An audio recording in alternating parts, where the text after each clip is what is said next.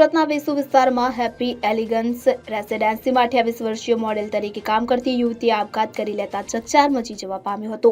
Happy elegance રેસિડેન્સીમાં model Tania Bhavani Singh ગળે ફાંસો ખાઈને જીવનનો અંત આણ્યો હોવાનું સામે આવ્યું હતું। પ્રાથમિક માહિતી મુજબ પ્રેમ પ્રકરણમાં પગલું ભર્યું હોવાનું જાણવા મળી રહ્યું છે, જે મોડેલનું નામ તાનિયા હતું તેમજ તેનું મૂળ વતન રાજસ્થાન હોવાની પણ વિગતો છે। તો બીજી તરફ સમગ્ર ઘટનાની જાણ પોલીસને થતાં પોલીસે પણ ઘટના સ્થળે આવી પહોંચી હતી અને યુવતીના આપઘાતને લઈને પોલીસે તપાસ તેજ કરી છે।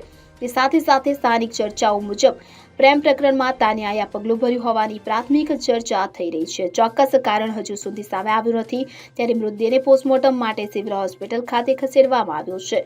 મહત્વનું છે કે વાલસોઈ દીકરીના આપઘાતને પગલે પરિવારમાં શોકનો માહોલ છે। હાલ તેના આપઘાતનું કારણ સામે આવ્યું નથી, જોકે પ્રેમ પ્રકરણમાં આપઘાતની પગલું ભર્યું હોવાની આશંકા સેવવામાં આવી રહી છે। હાલ આ અંગે પોલીસ તપાસ કરી રહી છે।